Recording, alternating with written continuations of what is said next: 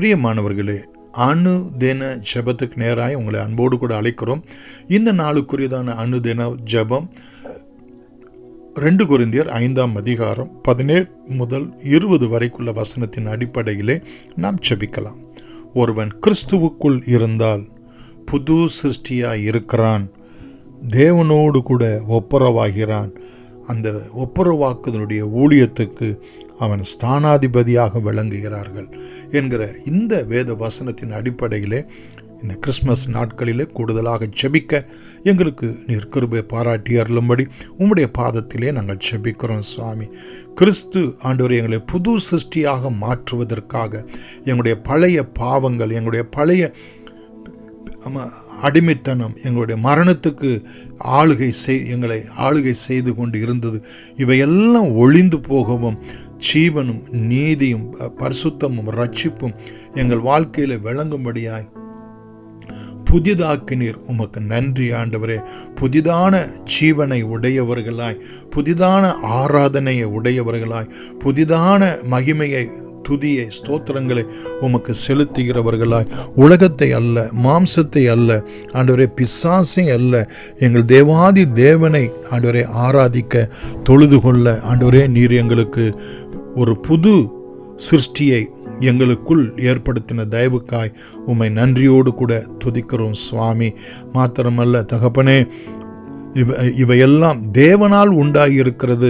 அவர் இயேசு கிறிஸ்துவை கொண்டு நம்மை தம்மோடு கூட ஒப்புரவாக்கினார். ஒப்புரவாக்க ஊழியத்தையும் எங்களுக்கு கொடுத்தார் என்று இந்த பூமியிலே நீர் வந்ததான நோக்கம் தேவனோடு கூட நாங்கள் உறவாட, தேவனோடு கூட நாங்கள் ஐக்கியம் கொள்ள, தேவனோடு கூட நாங்கள் ஒப்புரவு ஆக ஆண்டவரே நீர் எங்களுக்கு உம்முடைய இரத்தத்தினால் நீர் ஒப்புரவாக்கின தயவுக்காய், உம்முடைய பாடு மரண புண்ணியங்களினால் தயவுக்காய், உம்முடைய பிறப்பின் புண்ணியத்தினால் இந்த ஒப்புரவாகுதலை, புது சிருஷ்டியை எங்கள் வாழ்க்கையில் நீ ஏற்படுத்தி கொடுத்தமைக்காய் நன்றியோடு கூட நம்மை துதிக்கிறோம்.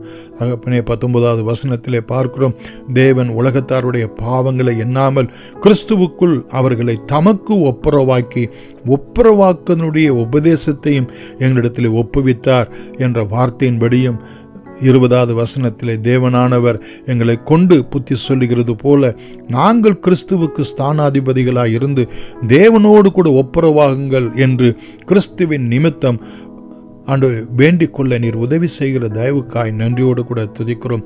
நீர் பிறந்ததும் உம்முடைய ஜீவனை சிலுவையிலே ஒப்பு கொடுத்ததும் தகப்பனை எங்களை தேவனோடு கூட ஒப்புரவாக்கும்படியாய், ஒப்புரவாக்கப்பட்ட நாங்கள் உம்முடைய ஸ்தானாதிபதிகளாய், உம்முடைய பிரதிநிதிகளாய், உம்முடைய சீஷர்களாய் இந்த ஒப்புரவாக்குதனுடைய உபதேசத்தை, இந்த சத்தியத்தை ஆண்டவரே, பாவங்களை மன்னிக்கிற சத்தியத்தை, உபதேசத்தை, தேவன் பாவங்களை எண்ணாமல் எவர்கள் இருக்கிறார்களோ அவர்கள் பாக்கியவான்கள் என்று சங்கீத புத்தகத்திலே எவனுடைய அக்கிரமத்தை கர்த்தர் எண்ணாது இருக்கிறாரோ, எவனுடைய பாவங்களை கர்த்தர் எண்ணாது இருக்கிறாரோ அவர்கள் பாக்கியவான்கள் என்ற வார்த்தையின்படி இந்த உலகத்தின் பாவத்தை சுமந்து தீர்க்கிற தேவாட்டுக்குட்டியாக இந்த பூமியிலே நீர் வெளிப்பட்ட தயவுக்காய் நன்றியோடு கூட துதிக்கிறோம்.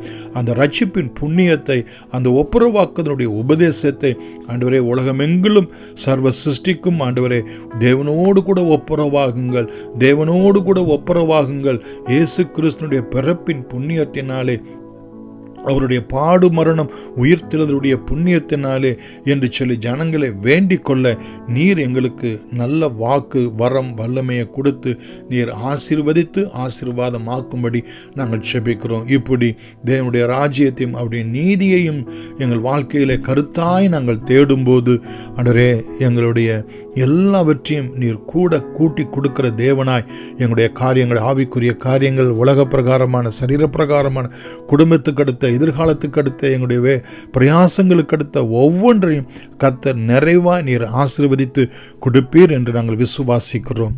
இயேசுவின் நாமத்தில் நன்றியோடு வேண்டுகிறோம். ஜீவன் உள்ள பிதாவே, ஆமேன். God bless you.